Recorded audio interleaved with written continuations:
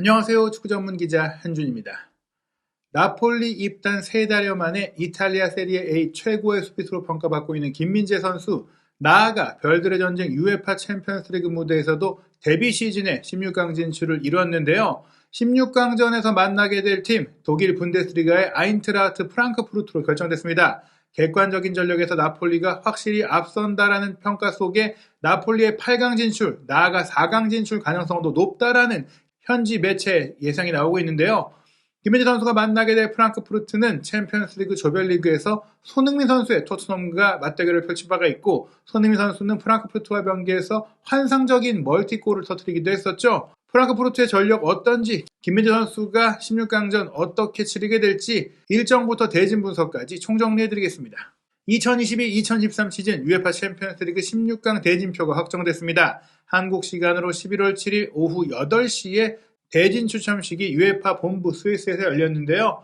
1위로 16강에 오른 팀들이 2위로 오른 팀들과 만나게 되고, 같은 리그팀 그리고 같은 조 팀이 배제된 가운데 대진 추첨이 이루어지기 때문에 어느 정도는 이제 경우의 수가 좁혀져 있었거든요.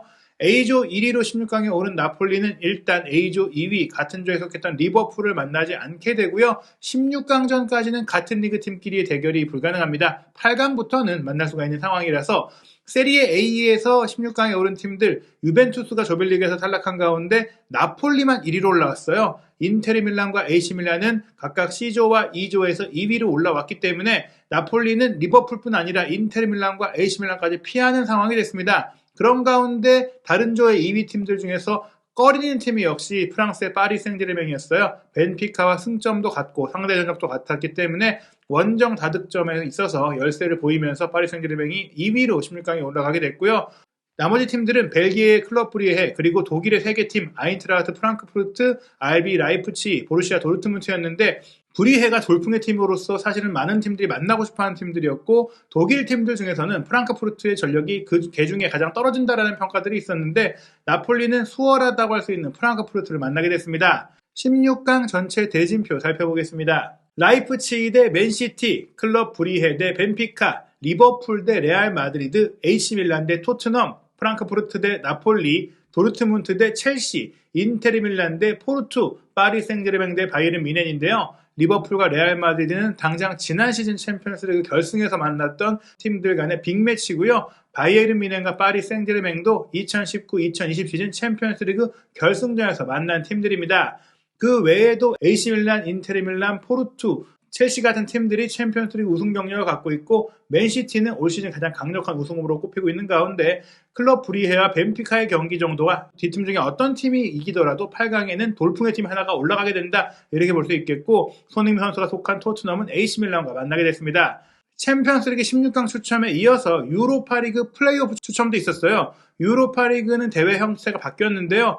이전에는 조별리그 돌파팀과 챔피언스리그에서 3위로 내려온 팀들이 바로 토너먼트 32강전을 치렀었는데, 이번 시즌부터는 조별리그를 1위로 통과한 팀이 바로 16강에 올라가고, 조별리그 2위를 차지한 팀이 챔피언스리그 3위를 차지해서 내려온 팀들과 플레이오프를 별도로 치러서 16강에 합류하는 형태가 됐습니다. 여기서 흥미로운 상황이 나왔는데요. 바이에른 뮌헨, 인테르 밀란과 함께 죽음의 조에 속하면서 3위를 차지하며 챔피언스리그 조기 탈락한 바르셀로나가 하필이면 맨체스터 유나이티드를 만나게 된 것입니다. 맨체스터 유나이티드도 유로파리그 조별리그에서 레알 소시에다드의 1승 1패로 호각을 이뤘지만 득실차에서 밀리면서 2위로 플레이오프를 거쳐야 되는 상황이 됐는데, 하필이면 플레이오프에서 가장 꺼려지는 팀 바르셀로나를 만났고, 바르셀로나와 맨유는 사실 챔피언스리그 결승에서만 근래 2번이나 만났을 정도로 정말 치열하게 맞붙었던 팀들이잖아요.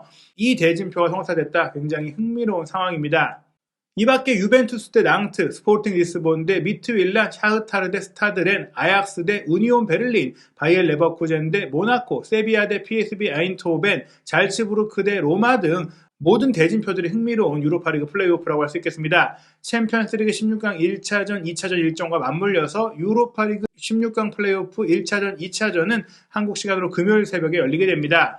미국의 예측 사이트인 538은 지금까지 상대한 팀들의 상성과 대진의 흐름과 팀의 객관적인 경기력 지표까지 더해서 아주 세밀한 승부 예측과 순위 예측을 하는 사이트인데요. 2022-2023 시즌 챔피언스리그 우승 확률이 가장 높은 팀은 맨체스터 시티 25%고요. 나폴리가 5%의 우승 확률을 갖고 있는데, 흥미로운 것은 결승에 오를 확률도 무려 12%로 파리 생제르맹이라든지 레알 마드리드 같은 팀과 버금가는 수치가 나오고 있고 4강 진출 확률도 30%예요.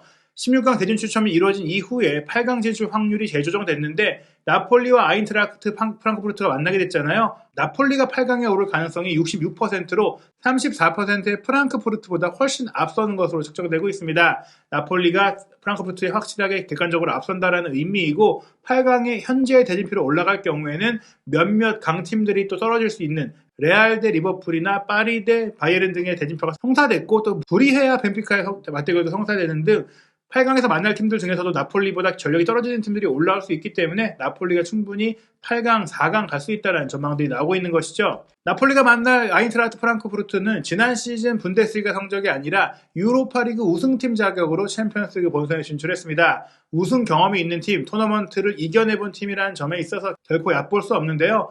지난 시즌에 프랑크푸르트는 조별리그에서 그리스의 강호 올림피아코스, 튀르키예의 강호 페네르바체, 벨기에의 강호 안트워프와의 조별리그를 3승 3무 무패로 돌파를 했고요.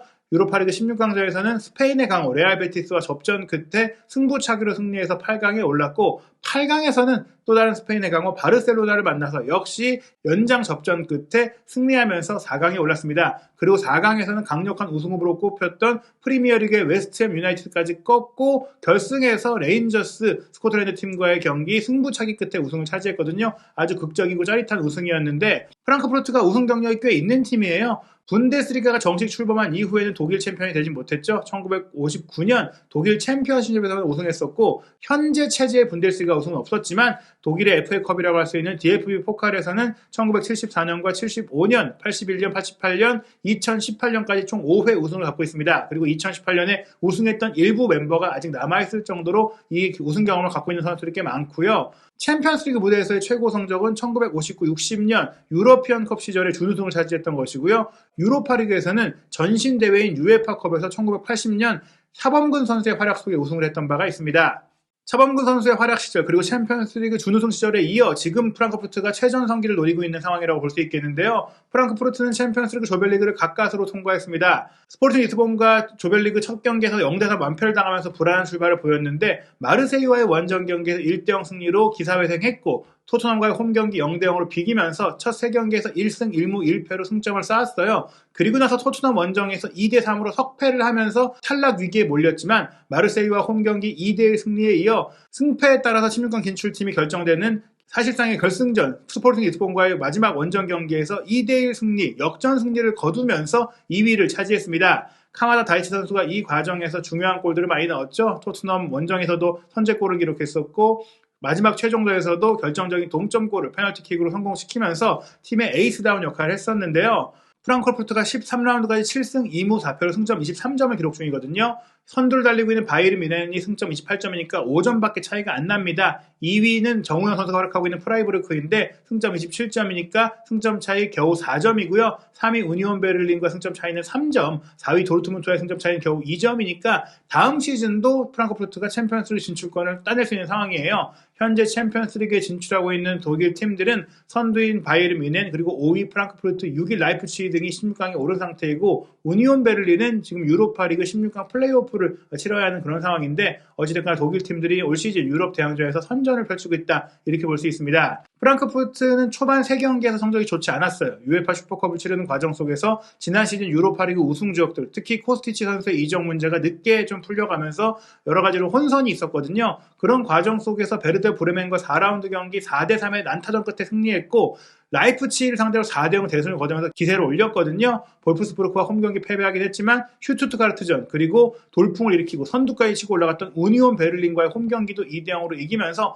강팀을 상대로 특히 강한 모습 보였어요. 실제로 로테이션을 전격적으로 가동했던 강등권의 보훔에게 0대3으로 지긴 했지만 바이엘 레버쿠젠의 5대1 대승, 보루시아 멘헨글라츠바의 3대1 승리를 거두면서 말씀드린 대로 강한 팀에 더 강한 모습 보여왔습니다. 최근 도르트문트와의 접전에서 2대1로 지긴 했지만 아우크스부르크의 2대1 승리를 거두면서 꾸준히 승점을 쌓고 있고 연패를 당하지 않는 모습 보이고 있거든요.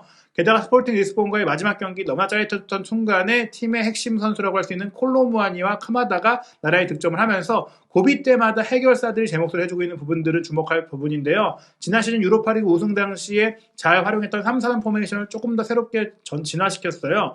당시에는 윙백 선수에게 주목됐다라면 이번 시즌에는 콜로 무아니 선수가 합류한 이후 전방에서 굉장히 다양한 움직임과 빠릿한 침투, 컷아웃 플레이를 보여주고 있고 괴체와 린스트램, 카마다 선수가 2선에서 창의적인 플레이를 주고받으면서 2선의 공격력이 화려해졌고요. 펠레그리니는 측면에 공격을 잘해주고 있고 또 야키치라든지 에빈바라든지 이런 선수들은 수비 밸런스를 잘 잡아주고 있는 그런 상태다 보니까 공수 균형이 잘 맞고 있다고 볼 수 있겠고요. 하세베 선수 같은 경우도 여전히 노입장을 과시하면서 수비라인을 잘 이끌고 있는 그런 상황이고 트랍 골키퍼의 선방도 뛰어난 상황입니다. 모든 포지션에 약점이 없는 프랑크푸르트라고 할 수 있겠는데요. 그 중에서도 일본 대표 선수인 카마다 다이치의 활약이 굉장히 눈에 띕니다. 카마다 다이치가 올 시즌 분데스리가와 챔피언스리그를 포함해 도합 12골을 기록한 팀 내 최다 득점 선수예요. 골잡이로서 영입했던 콜로 무아니가 오히려 6골 9도움으로 도움에 더 주력하면서 전방에서 수비를 유인하고 피딩을 해주면서 스크린 플레이와 포스트 플레이를 해주면서 이선 선수들의 득점을 끌어내고 있는데 린스트램 선수도 7골 1도움을 기록하면서 카마다와 함께 2선의 주포로서 활약하고 있고 그런 가운데 카마다 선수는 분데스리가에서만 7골을 기록하는 활약 속에 전체 득점 6위에 올라있기도 합니다. 득점 기록 자체는 6위지만 독일의 권위 있는 축구 전문지 키커가 까다롭게 매기고 있는 시즌 평점, 평균 평점에서 카마다 선수가 전체 1위에 올라 있어요. 분데스리가의 평점 기준은 1점부터 6점까지인데 1점이 정말 잘했을 때 주어지고 2점도 역시 꽤 잘했을 때 주어지고 3점은 준수한 활약했을 때 주어지고 4점, 5점이 못했을 때 아주 못했을 때가 6점인데 카마다 선수의 평균 평점이 2.44점으로 지금 압도적으로 높습니다. 도르트문트의 주전 골키퍼로서 엄청난 선방을 펼치고 있는 코벨 선수가 3위고 바이에른 뮌헨이 현재 선두를 달리고 있는데 그 중심에 있는 토마스 밀러가 2.64점이니까 현재 카마다의 능력이 얼마나 대단하고 얼마나 높은 평가를 받고 있는지 알 수 있겠죠. 메넨글라드바흐에서 최고의 골키퍼로 평가받고 있는 얀 존머가 5위 그리고 카마다의 프랑크푸르트 공격 파트너인 콜로 무아니가 6위고 바이에른 뮌헨의 신세대 에이스라고 할 수 있는 무시알라라든지 키미라든지 사네 같은 선수들도 카마다보다 평점이 낮으니까 카마다 선수가 지금 확실하게 분데스리가 최고의 선수로 평가받으면서 카가와 신지 이후 새로운 일본 스타, 최고의 일본 스타로 각광받고 있습니다. 이 선수가 2선과 1선을 오가면서 공격을 펼치기 때문에 김민재 선수가 직접 상대하고 또 막아야 될 선수로서 꼽히고 있는데요. 뿐만 아니라 2014년 브라질 월드컵 당시 독일의 우승을 이끄는 결승골을 넣었던 마리오 게체 선수가 갑상선 항진증으로 오랫동안 고생을 하다가 병마를 이겨내고 회복해서 PSV 에인토벤에서 경기를 끌어올리면서 독일로 또 금이환영을 했죠. 프랑크푸르트에 올 시즌 합류해서 또 2선에서 노련한 플레이를 해주면서 카마다나 콜로 무아니와 린스트램과 좋은 활약을 같이 펼쳐주고 있거든요. 전방 공격진의 콜로 무아니가 말씀드린 대로 사실 윙포워드 스타일이기 때문에 전방에만 머물러 있지 않고 활발하게 움직여주는데 괴체, 린스트램, 카마다 같은 선수들도 가짜 구번으로 뛸 수가 있고 좌우 측면 미드필드로서 윙백인 크나우프나 에빈베나 펠레그리니 같은 선수들이 카마다, 괴체, 린스트램, 야키치 같은 선수들과 다양한 조합을 이루면서 경기를 만들어가니까 프랑크푸르트가 전술적으로 굉장히 매력적인 팀이라고 할 수 있겠는데요. 김민재 선수가 막아야 할 예상 명단을 살펴보면 말씀드린 대로 콜로 무아니가 힘도 좋고 키도 크고 굉장히 빨라요. 이 선수가 중앙에 머무르는 게 아니라 하프 스페이스로 빠져나가거나 측면으로 빠져 움직이면서 수비를 유인하는데 이 속도감과 피지컬 능력을 김민재 선수가 상대할 상황들이 많이 나올 것 같습니다. 그렇게 또 끌려갈 경우 생긴 공간을 괴체나 카마다나 린스트램이 치고 들어오는데 그렇게 치고 들어올 때도 사실은 나폴리의 수비형 미드필드들의 수비 능력이 좀 아쉬운 부분이 있기 때문에 김민재 선수가 열일을 해야 되는 그런 상황이라고 할 수 있겠습니다. 물론 기본적으로는 나폴리의 미드필드 라인이 공을 더 소유할 수 있고 경기를 주도할 수 있는 객관적인 전력에서 앞서는 부분들이 있기 때문에 김민재 선수는 역습에 대비하는 상황들이 많이 나올 것 같은데 속도감 있고 결정력 좋고 이선에서의 창의성을 갖고 있는 선수들이 많은 프랑크푸르트를 상대로 김민재 선수가 어떤 플레이를 펼칠지도 또 한번 주목되는 부분이고요. 김민재 선수의 활약이 있어야만 나폴리가 화력을 살리면서 8강까지 올라갈 수 있는 상황입니다. 챔피언스리그 16강 1, 2차전 일정 총 8경기가 4경기씩 2주에 걸쳐서 1차전, 2차전을 따로 경기를 치르게 되거든요. 일단 현재 잡힌 경기 일정은 한국 시간으로 2월 15일, 16일 새벽 또는 2월 22, 23일 새벽에 1차전이 열리고 2차전은 3월 8일, 9일 새벽 또는 15, 16일 새벽에 열리는데 아직 나폴리가 언제 경기를 할지는 확정이 안 됐어요. 만약 2월 15일 새벽에 열릴 경우에는 크레모네세전, 사스올로전 등 나폴리의 리그 일정이 그렇게 크게 부담스럽지 않은 사이에 열리기 때문에 챔피언스 리그에 충분히 힘을 쏟을 수 있는 상황이 될 텐데요.